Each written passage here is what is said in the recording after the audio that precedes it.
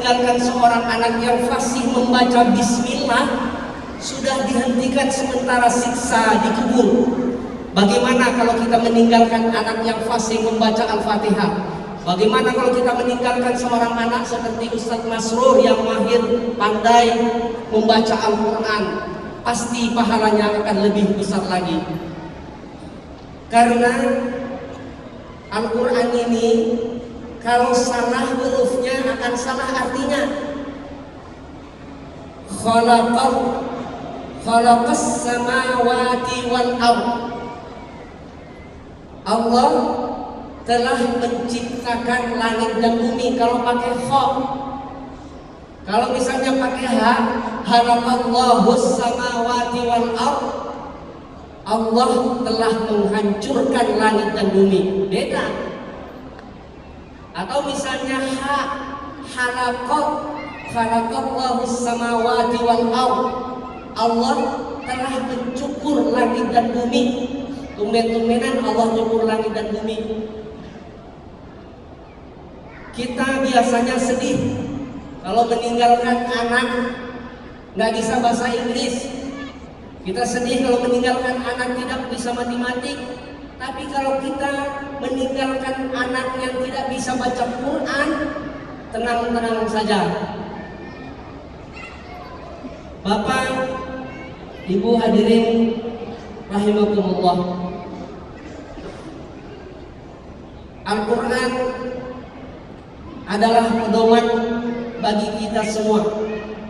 Oleh karena itu, hendaklah masing-masing diri kita mempelajari Al-Quran dengan sebaik-baiknya, terutama mempersiapkan anak-anak kita agar mahir dan pandai membaca Al-Quran. Karena Al-Quran adalah bahasa akhirat. Rasulullah SAW itu tidak tidur sebelum beliau menghatamkan 6 surah Al-Quran. Salah satunya surat Al-Kahfi, ada surat Ad-Dukhan, ada surat Yasin. Salah satu manfaat surat Yasin itu katanya penolak bala. Pak Ustadz, saya sudah baca surat Yasin, pas pulang dari Atin kok saya diserempet beca. Mana barokahnya surat Yasin? Saya bilang itulah barokahnya surat Yasin. Andai kata antum tidak baca surat Yasin, bukan beca yang nyerempet, mungkin angkot yang nyeruduk.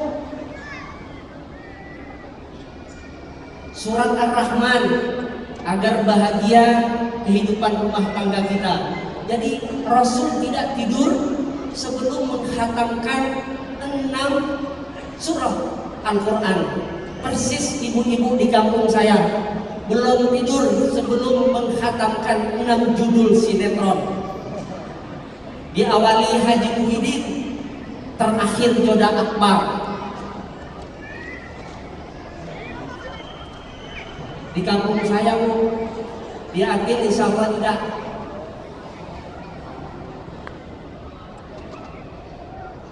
Baik Bapak dan Ibu sekalian, secara umum fungsi Al-Quran itu yang pertama adalah sebagai zikir. Kalau kata anak sekarang hati sedang galau, baca Al-Quran, insya Allah hati menjadi tenang. Ala bizikrillah tatma'innul qulub. Yang kedua, Al-Quran itu berfungsi sebagai syifa atau obat. Kalau ada yang sakit ibu, banyak ayat-ayat Al-Quran yang bisa kita bacakan untuk kesembuhan sahabat atau keluarga kita. Tapi Pak Ustadz, saya mah hafalannya dikit. Hafalannya cuman Inna lillahi wa inna ilaihi raji'un. Kan itu Al-Quran ya, dalam surat Al-Baqarah. Gak apa-apa. Nanti datang temannya di rumah sakit, langsung sambil pijit-pijit, sambil berdoa ibu, Inna lillahi wa inna ilaihi raji'un. Gak apa-apa, cuman jangan kenceng-kenceng, tak ditonjok. Suatu ketika Khalifah Umar bin Khattab itu bertemu dengan orang yang baru kembali dari India membawa racun ular. Nah, Umar ini, Sayyidina Umar berusaha agar orang ini memeluk Islam. Bagaimana caranya? Akhirnya bisa ular itu diminum oleh Umar bin Khattab sambil berdoa, Bismillahilladzi la yadurruhu ma'asmihi syai'un fil ardi wala fis sama wa huwas samiul alim. Alhamdulillah enggak apa-apa. Asbab itu maka orang India tadi masuk Islam.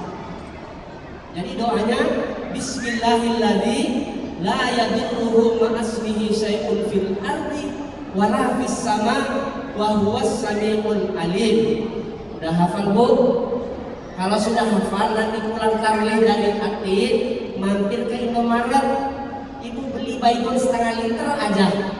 Kemudian berdoa diminum, Bismillahirrahmanirrahim, la yadurruhu ma'asmihi syai'un fil ardi wala fis sama wa huwas samiul alim, diminum, insyaallah pulangnya digotong. Bunda Juwairiyah, salah seorang istri Nabi, itu beliau membuat lubang di depan kamarnya. Setiap beliau ingin membaca Al-Quran, beliau masuk di lubang itu. Kenapa Bunda sampai begitu? Apa jawabnya? Saya ingin membaca Al-Quran sebelum saya dikubur. Begitu berusahanya seorang Bunda Juwairiyah agar bisa meraih rahmat Allah dan masuk surga. Itu istri Nabi Bu. Istri Nabi mau masuk surga ngaji apa begitu? Timbang istri Ustaz gak mau ngaji, kan kebangetan kalau kata bahasa Ustaz Herudin.